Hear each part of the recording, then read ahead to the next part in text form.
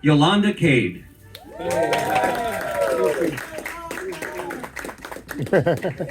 y'all doing? Good. This is a very special group. A lot of you all, I know, a lot of you all have had an opportunity to spend some time with. So we've had a lot of panels. This one is particularly special. I'm really excited that one of the things we're going to get to talk about today is that Black stories are being celebrated on board the Disney Destiny in new and imaginative ways. And you know that the very moment that you step on this ship, right? When you step into the Grand Hall, who is greeting you there other than King T'Challa himself, right? The Black Panther. When you step into Pride Lands, you know, you're tasting the foods and the flavors of Africa.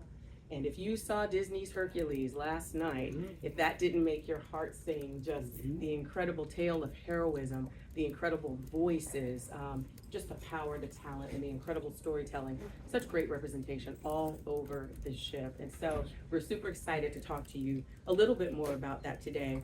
You know, one of the things that I wanted to come on in, have a seat, you know, we're all family. Okay, I know you. You know, one of the things before we start, and I'm going to bring some incredible folks up there and up here, and this panel is super special. You know, we're listening to the voice of Black consumers, and some of you all have asked me the question, you know, Yolanda, is that, you know, is it intentional? We understand that it's important to celebrate Black stories. It's also important to the growth of Disney Cruise Line, and as we talked about, we're in an unprecedented period of growth. We're growing to 13 ships by 2031, and telling incredible stories is going to be an integral part, right, of our growth. And the great thing about Black stories is they're also universal because they resonate with everyone. They're stories of purpose and passion and adventure, right, and of humanity. And so the folks who are going to join me today will probably do, they're going to take you a little bit deeper. It's truly special. We're going to go a little bit behind the scenes and really dig into what's special about this ship from the Black and African American perspective. Okay, so will you join me in welcoming them? We're all family. Just act like you're at your grandma's or your auntie's house. You know, you can kick your shoes off if you want to. Annette won't put you out. It's all good, right? But there's some great talent, in all seriousness, that's about to hit this stage, right? So please help me give a warm welcome to the first person, Paul Bryant, who's our show director for Pride Lands. And you're probably wow. And Paul's got an incredible story. I'm so excited for them. I know, like with the chairs, like It's we're gonna okay. There's only rearrange the so much furniture. room. We're gonna work it out. That's a lot. Right? It's a family read. We got it. Okay. And then the incredible voice that you heard at Pride Lands last night, Regina Levert, who is our Pride Lands storyteller. Come on, Regina. Absolutely. Any seat you want. There you go. All right. Okay. And then Marcus Gibson is joining us. He is from Disney Live Entertainment. He is the producer that is bringing all this magic to life.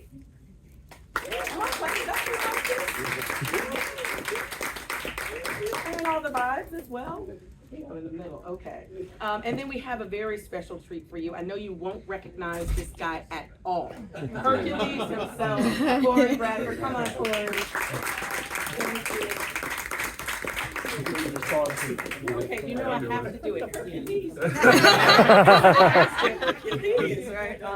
So as you can see, this is really a special group. And so we're just gonna jump right in. So let's start with Pride Lands. We're going to come and talk about all the things, but I want to talk about the iconic songs and the legendary moments, right? It's just really incredible. And Paul, every time I hear you talk about the thought process and the creativity that went into creating the space that is Pride Lands, Feast of the Lion King, that celebrates, you know, African heritage and African diaspora, it's really compelling. But can you talk a little bit about that? How did we develop it? How did we get there? And what's special about it? Well, thanks for the question, and thank you guys so much for being here. I've been affiliated with the Lion King for quite some time now, and so when this came about to me, how we could create a new telling of the Lion King, I did some deep diving along with a whole bunch of other people, but I wanted to tell the story a little bit different. But the Lion King is the Lion King, you can't change that, but you can tell the story a little different. And I didn't want to go into the story using characters or animals. And the only thing, growing up in the South, my parents used to tell us a lot of stories, you know, because we couldn't afford to go to the theater, couldn't afford to go to the movies or whatever. But my dad could tell amazing stories. He could pick up a rock off the ground and tell an amazing story and take all 7 of us kids on this journey. So as I was sitting and thinking about the Lion King show, how can we tell this without using characters? Storytellers. And seeing that the story of the Lion King pretty much takes place in Africa, I thought, what an amazing way to tell this story with a group of traveling storytellers from Africa, telling the story of the cub who would be king. And basically these storytellers are telling the tale through their eyes, through their kids. And I thought that would be fun to take that and put it on humans instead of characters telling the story, and then bringing in those iconic tunes from the Lion King. And this time around for the Disney Destiny and Pride Lands Festival of the Lion King, what we did, we went in and we took music from the Broadway show, the Lion King movie, Lion King 1.5, Lion King 2, and then all the different Lion Kings that we've done throughout the resorts. And we put those together, but yet to continue that arc of the story. And it was a journey because we wanted to make sure that we were being authentic, that we're being truthful to ourselves as African Americans or Black people. And the thing was, it was a way for us to be well represented here in the Disney Company. And I've worked for the Walt Disney Company for about 40-some years. And I've been around for a while. And so being represented by showcasing our talent and who we are through the African culture was really, really special for me and the team. And then I would love to sit here and say I did it all by myself, but I didn't. There was a crew of us that did it, and we researched the music, we researched the drumming, we researched the dialect, the dialogue and all that stuff. And we really, really delved in. And then we had to go through the whole casting process, which is something we can talk about further, but there you go. There it is. I swore I was not going to do this. Got it. To be represented in a way that we've taken this movie, this iconic movie, and to put it on stage with a bunch of people who look like me, Amen. sound like me, and to have fun doing it was just, it was groundbreaking for me, and I know it was groundbreaking for our cast, and I couldn't be prouder to present something so special here on this ship for this company that I've worked for, and I've seen how this company has developed and grown and being all inclusive, and for me to be a part of that is so special. And I swore I was not going to do this. Where's my tissue? Okay. Oh, sorry. Don't apologize. That's what this panel is. And it really is, you know, just to talk about how special it is. And I think each and every one of us, Marcus and I were talking, he said, how did you feel when you walked in? I welled up, like, and someone asked me, I think you asked me, I said, I see myself all over this ship. And so the emotion is real, but what it represents is the passion and the purpose that is in this ship. It's not just a restaurant, it's not just a grand hall, it's not just a performance in the Walt Disney Theater. So what you see from Paul is what is behind this. It's the driving force. So I love that we're able to share that with this group, because it is important for us to tell those stories and to talk about it. And Regina, I'm gonna come to you, so let's stay on Pride Lands for a second, because it is so special and such a part of our heritage. And you actually are taking the guests on that journey, right, of Simba, you know, going from a cub to being, you know, a king. And that's almost an analogy for all the things we do in our lives, right? That journey that we're all on, and you do it through song and through music, accompanied by that incredible, those drummers like Paul talked about, you know, and the authenticity. Talk about that. How do you take them on that journey and your process? You know, what's the secret sauce there? What's special that you're unpacking? You know, I think I love starting with the circle of life, because it already speaks to like the interconnectedness that we all have as just human beings, and how no matter what we look like, we're all on the same planet, breathing the same air, having the same challenges, and having to face the same kind of obstacles. And I love how this starts, because it's a little idealistic when he's a kid and he's innocent, and he's just trying to have fun and make his way, and then you get smacked in the face like we often do unexpectedly Right. with life when it starts life, and how do you deal with that, and how do you deal with your self-doubt, how do you fight through the obstacles.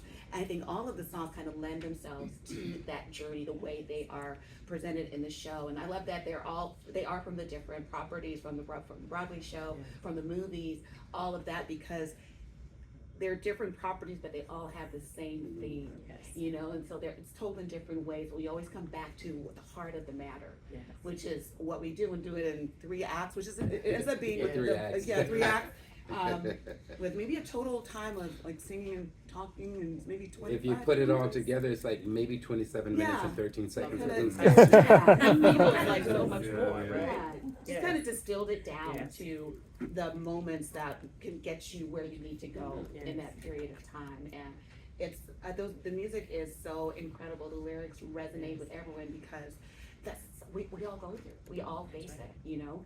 And so that's what I really love about it, is that it's real every single night. There's different people every night that have different experiences every night. So it never gets old or tired for me, because somebody's singing for the first time. Yep. And somebody is connecting it to experiences that they have had, that hopefully they can get some hope and some strength from. And that's really, I mean, that's what that entire show represents to me. And I've been involved since the workshop in August 2024, this property, and then I also did Tale of the Lion King at Disneyland in 2019. Wow, fantastic. Yeah. And you can just see how you all are so connected to the audience. You know, I made eye contact with you last night. I was like, hey, Regina. And you can see everyone's just the singing is incredible. But you can look around, and you all have put so many special moments in that, like the passing of the lights, right? And then you see people turning on their phones. So you also bring them into the story. So we were a part of it, and we were able to participate. We It tried really to is stop special. the phone lights. You did, you really, well, We you tried know, to we stop could the pass phone. out a light. No, we no, know it's people, just, we hey, can talk to Marcus, right, right?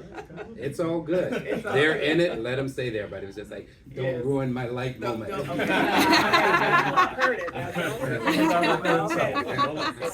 it. Okay, we understand. So now, you know, I was going to ask you all, you know, what makes it special for you, but I think you shared some of that already. Anything else that makes this experience and this journey, being a part of this? I mean, I think it's special for all of us, but what makes it special to you? Well, I share this with our friends. Working with Paul has made Yes. But when I started at Disneyland in Anaheim in 2018, and I did the Frozen show there, and so you know, of course, that show's all about Anna and Elsa, and I played their mom, and I played Bulda. And I remember one show where it's regular day, you know, nothing out of the ordinary, but we were taking the bows, and there was a little black girl that was sat on the aisle, and she was not looking at Elsa or Anna, she was looking right at me. And I knew in that moment what she was going through, because I had that moment for myself when I was a kid, and I saw the Wiz, and I was like, look at those people up there. That is not beyond for me. That is not outside of what I can grab and get to. And I knew that exact thing was happening with that little girl. And literally I had to like wait as soon as I could like keep myself together, I'd go on the wing and just be like, because it was just like a lightning bolt, because you're just kind of scanning the audience and you're not expecting anything, but all of a sudden I saw her and she was just like right here, Yeah. you know, and I was like, so it was just that, the representation and what that means for all of us within this company, because when I was a little girl her age, when I went to Disneyland, we weren't where we are now. That's right. And so the doors are opening and things are expanding, and so it's exciting for what is to come, Yes. that we keep moving in this direction, you know? Absolutely. And just- Representation right, matters. absolutely. It matters. Mhm. It matters. Yeah. Oh, I think we know how you feel. Yeah, you know how I feel, not only, Yeah. but what's special about this is Yeah. the team that I've had the pleasure of working with, I mean, with Marcus and his team. This is my first cruise ship thing. And they told me before I came on, be ready. And I said, they ain't ready. But it really does. You know that saying, it takes a village? It really does take a village. And, you know, and I'm proud to be a part of that village, representing what we are sharing with the guests. But again, I'm going to go back to the entire team. It took a village to do this, and everybody who had a hand, the musicians, the writers, and all this stuff. And there, you know, we didn't talk about the one special song that is created specifically for this show, which is Serengeti Rain, which is a song that you will hear nowhere else on the planet you'll see nowhere else except on this ship. And what we did, we took that song that our composer wrote, one of our composers, and we created it for our moment, for our female dancer. And it is one of the most beautiful songs. It has this African undertone to it. If we all know, I ain't got to ask you, but you know, the African culture has this heartbeat. There's always this heartbeat. There's a heartbeat, and a heartbeat means life. It just breathes into life. So heartbeat equals breath equals life. And that's what that song does. And that's what we were hoping to get out of this show, this particular show. And every time I watch it, that's what I see. People get up and just walk out either full of tears or just going, how do they do that? And I do the same thing on a daily basis. How do we do this? But I'm so proud to be a part of this. So that's what's special, having that team, that connective team. It's been fun for me. It's gonna be sad to go, but you gotta go. We're just getting started. So we'll be on our inaugural voyage on November the 20th. So it's very special for all of us to be able to see it in advance. Thank you all for sharing so openly and honestly, because that's really what we want at this time to be like. Everyone's going to be blown away. We're so proud of Pride Lands. All of us really are. Thank you. So now we're going to jump into another Disney classic, and let's talk about Disney Hercules. But before we do that, I have a little bit of a surprise for everyone. I had an opportunity to see the show rehearse in Toronto, where I first met Corey. And many of you may be familiar with Kevin and Marcel Wilson, the Wilson brothers. Well, if you know, they are the creative force behind Hercules. They are incredible and just so well respected, you know, in the industry. And we were really blessed to have them, you know, come and help us bring the story of Hercules to life and to reimagine it in such a special and unique way. So when the team said, well, you know, Kevin and Marcel, they're not going to be here. I said, what? They're not going to be on the panel? Unfortunately, you know, they are creating magic somewhere else, and so they weren't able to be with us. However, but wait, they did send a special greeting just for you. So let's take a look at the message that he sent to you just for this panel. That they sent. Hi, my name is Kevin Wilson, and my name is Marcel Wilson, and we are the co-directors and co-choreographers of Disney Hercules. We wish that we could have been here today, but we really, really hope you enjoyed the show. This show is just absolutely a magical spectacle for us. We have put the hours, the work, our team, and we're just so excited to finally get it on its feet. And one of the things that's really, really special about the show is the music.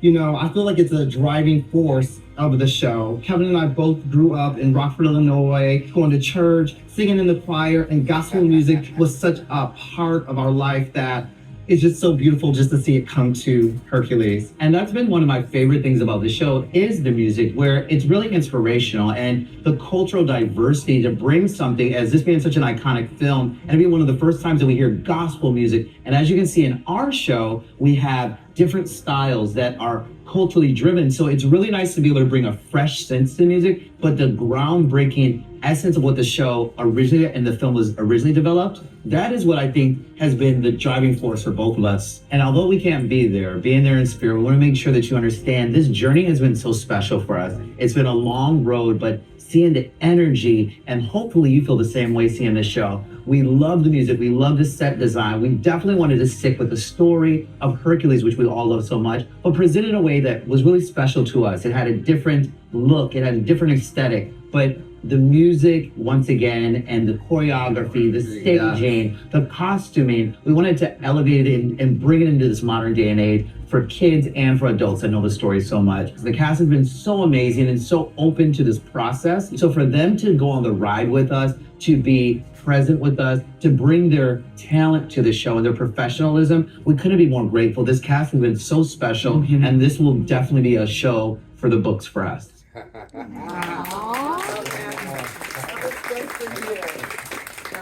And we know they're out busy doing so many fun things, but it was just a pleasure to be able to meet them.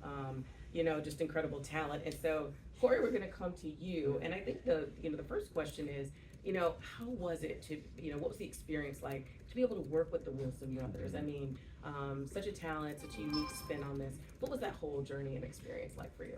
Yeah, I mean, they were a big ball of fun, honestly. Every time coming to rehearsal with them was just honestly just playing. It didn't even feel like work. Yeah. I originally met them back in March when I auditioned for it, and then I officially met them in April. I did an event on the Disney Wish promoting the show, promoting the Destiny.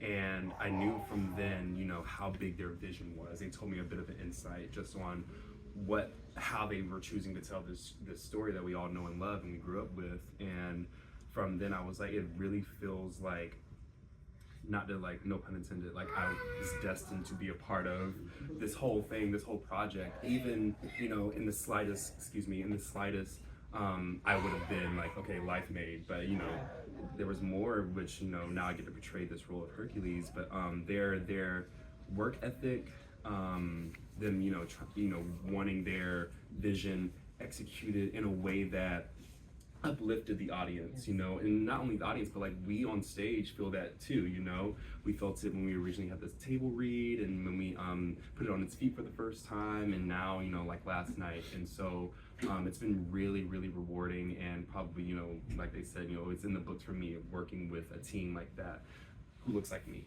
as well, especially within this industry, within the company, more specifically too. Like, you know, I've worked with so many different people, but to see a project headed up by Black men, and then also their assistant choreographer, LaConte Banks, like Yes. rounding it all out, you know, was really, really a true honor for me. Yeah, well said.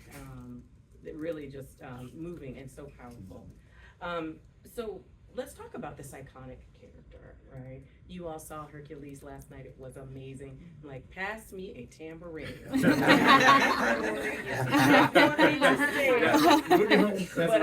yes, I will. You know, we'll leave that to you and Regina. But you know, I'll tambourine you out the door.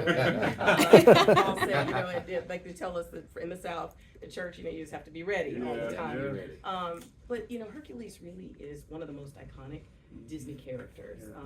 And so you said you were destined to do it. You know, what does that feel, you know, in your heart when you kind of think about the fact that you've gotten to play such an iconic Disney character? What does that mean to you? I mean, it's still a pinch me moment. You know, I still am trying to wrap my head around it and the scope of it.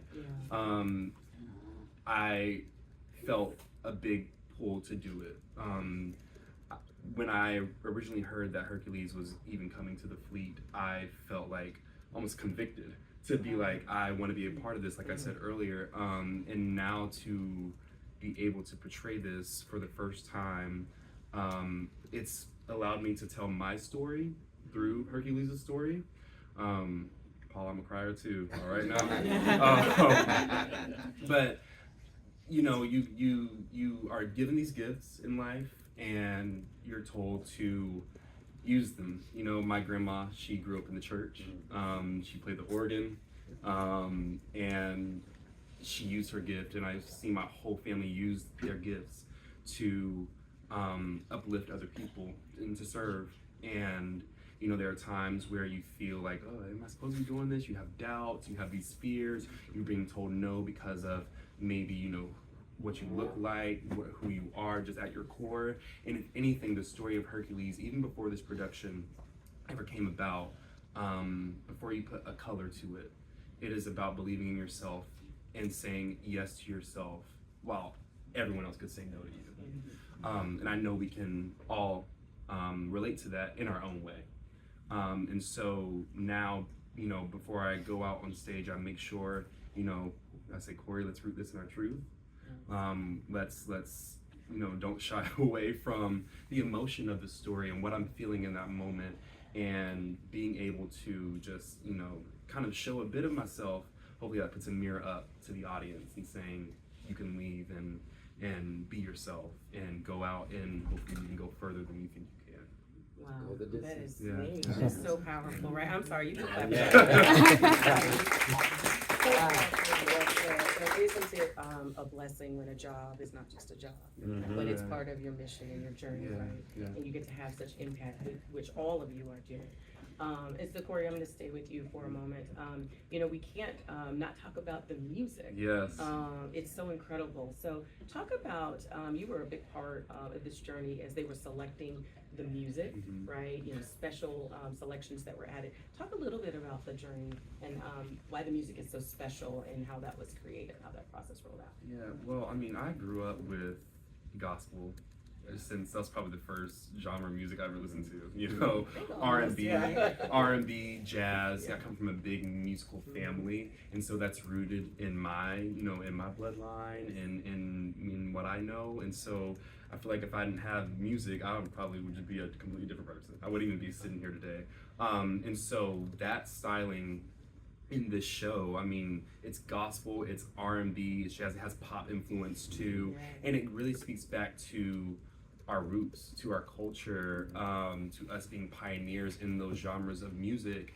And I think it, like you said, the heartbeat of African music, it's the heartbeat of the show. You know, it drives the show. It makes you feel something. You know, in theater, we say when words aren't enough, you sing, you dance, and it only elevates that very notion. And so, you know, we have all the music you know and love from the film, but we also have a new song that was archived. Originally, it was written for Hercules for his "Go the Distance," his "I Want" song called "Shooting Star." They archived it. They wanted something a little bit more triumphant, and so "Go the Distance" was born. But "Shooting Star" has been repurposed as a love duet now between Meg and Hercules. And it's that R&B 90s, you know, People Brothers type vibe, yeah. And so I love that we give a little nod to that while reimagining, retelling, and re-envisioning this music for modern day. So it's I think the music really is like my favorite part of the story to tell this message. Yeah, so it's fantastic. Bradley Knight did a fantastic. He's the arranger of the music for this production. He like nailed it. He's from the South too, so I was like, yeah. The South is represented. Yeah. Well, this may be an unfair question related to the music, but do you have a favorite song that you perform in the show? I know that's tough because they're all of great. them are great, yeah. Oh gosh, that I perform. Yes. I mean, I would say it shifts because sometimes I'm like, yeah, I'm really into "Go the Distance" tonight. Like I love this song, but then sometimes it's "Shooting Star," this new song that I have the privilege of debuting. You know, it's a toss-up between those two. I will say my favorite song to really perform every single time consistently is "Zero to Hero." I wish I could sing it. I always tell our Calliope, I'm like, yeah, I'm gonna take that mic one day from you. So yeah, it's so great. I just love upbeat showstopper. It's gospel, praise, praise. That's right. Where the drums they start all over again. Right. The organ starts going. I was waiting for us to do that last Right. I'm like, who's on the bass? So true. Corey, thank you for that, kind of honest and forthright sharing of what your journey has been, because you are such an incredible representation when you step on the stage with the Muses.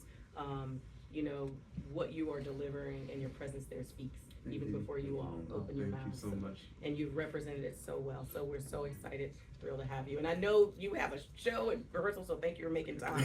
I want to talk a little bit about the layers of entertainment.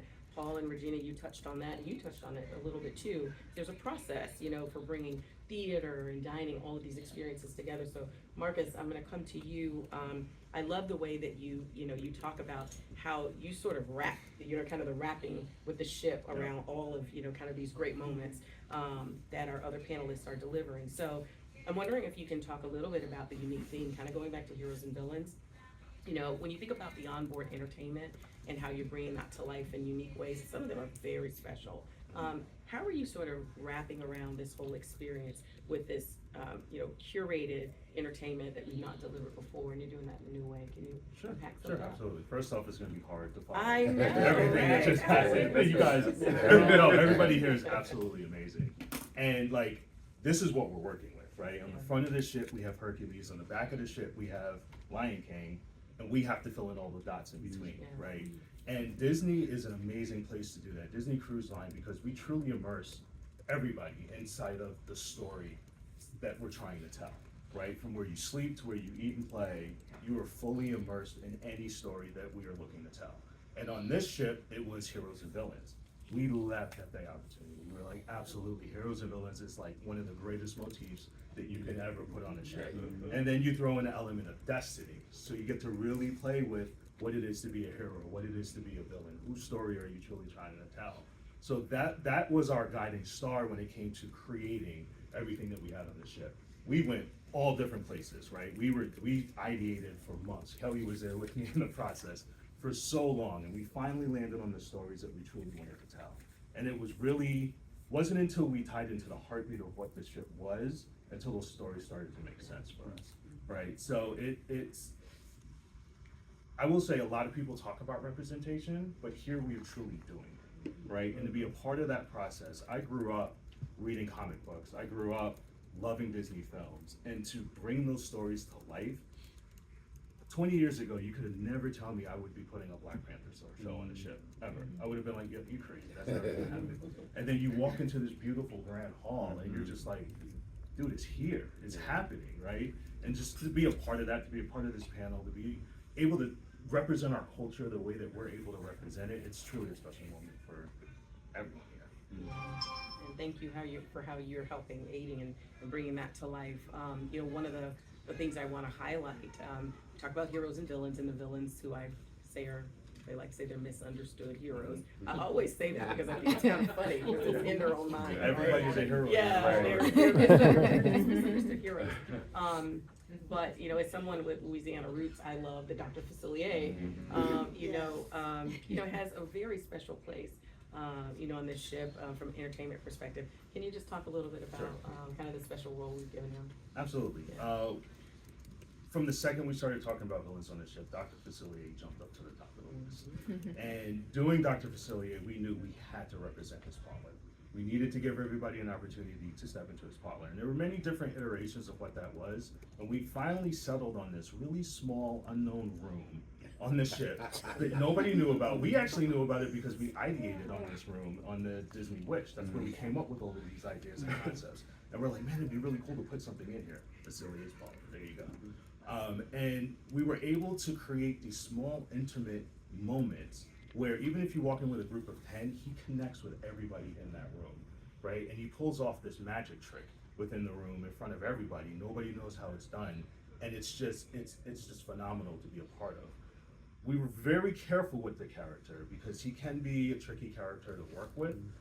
We worked with our Global Inclusion Framework team, which we call GIFT. And essentially what we do is we develop a story and then we sit down with them to craft that story to make sure that we are representing culture and characters all at the same time to make sure that we're doing it right.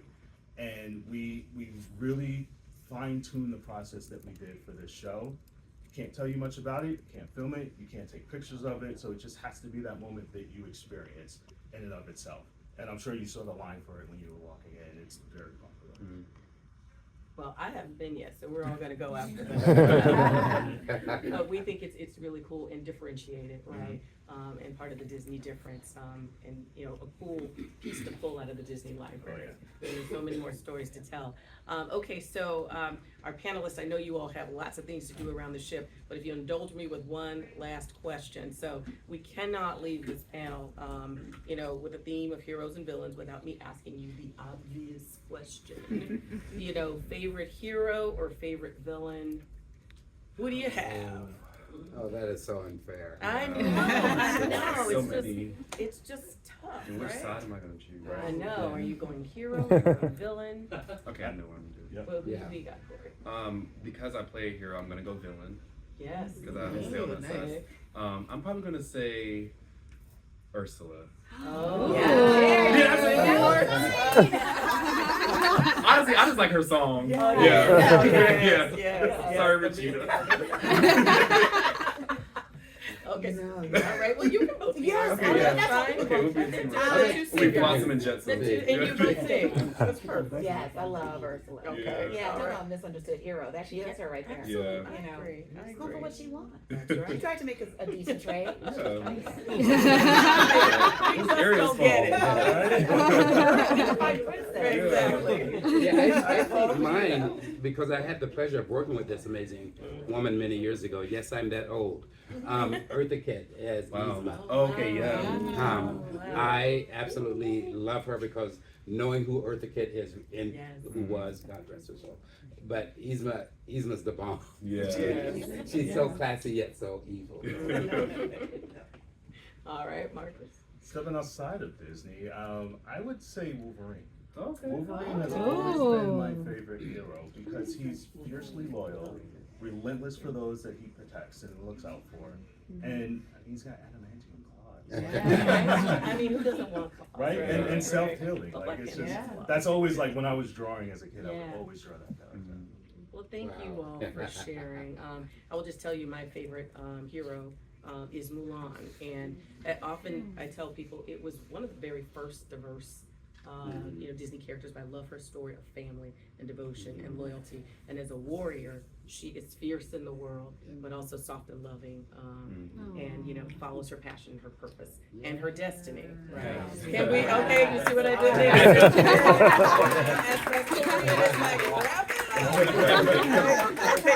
So listen, I'm just going to sum it up by saying we thank you all for being here. Please thank the panelists. They are fantastic. Thank